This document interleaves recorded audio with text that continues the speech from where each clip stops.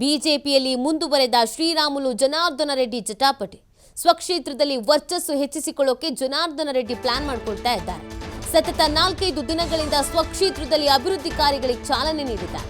ಜನಸಂಪರ್ಕ ಸಭೆ ನಡೆಸುವ ಮೂಲಕ ಜನರ ಅಹವಾಲು ಸ್ವೀಕರಿಸುತ್ತಿದ್ದಾರೆ.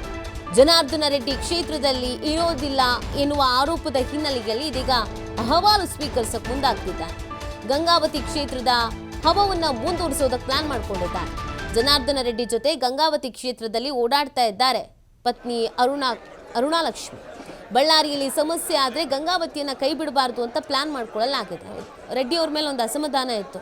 ಇಲ್ಲಿ ಕ್ಷೇತ್ರದಲ್ಲೇ ಇರಲ್ಲ, ಬಂದ ಪುಟ್ಟ ಹೋದ ಪುಟ್ಟ, ಬೆಳಗ್ಗೆ ಬರ್ತಾರೆ ರಾತ್ರಿ ಹೋಗ್ತಾರೆ.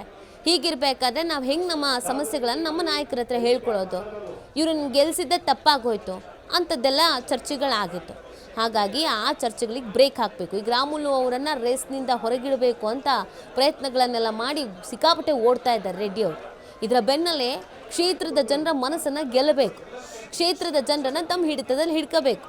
ಆ ಕಾರಣಕ್ಕಾಗಿ ಇದೀಗ ಅಹವಾಲು ಸ್ವೀಕಾರಕ್ಕೆ ಅಂತ ಮುಂದಾಗಿ ಅದಕ್ಕೆ ಪ್ಲ್ಯಾನ್ ಮಾಡ್ಕೊಂಡಿರೋದು.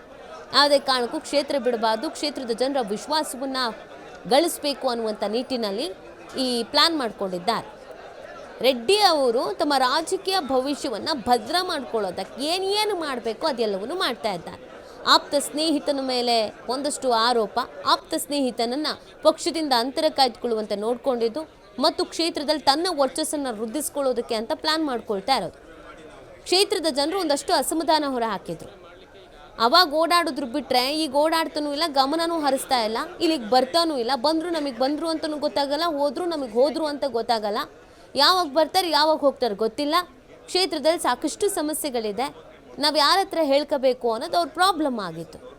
ಅದಕ್ಕೆ ಅಂತ ಇದೀಗ ಅಹವಾಲು ಸ್ವೀಕಾರ ಮಾಡೋದಕ್ಕೆ ಅಂತಲೇ ಒಂದು ಕಾರ್ಯಕ್ರಮ ಮಾಡ್ಕೊಂಡಿದ್ದಾರೆ. ಜನರಿಗೂ ಕೂಡ ಖುಷಿಯಾಗಿದೆ, ಫೈನಲಿ ಬಂದ್ರಲ್ಲ ಅಂತ. ಒಂದಷ್ಟು ಸಮಸ್ಯೆಗಳಿತ್ತು, ಅದನ್ನೆಲ್ಲ ಅವ್ರ ಮುಂದೆ ತಂದಿಟ್ಟಿದ್ದಾರೆ.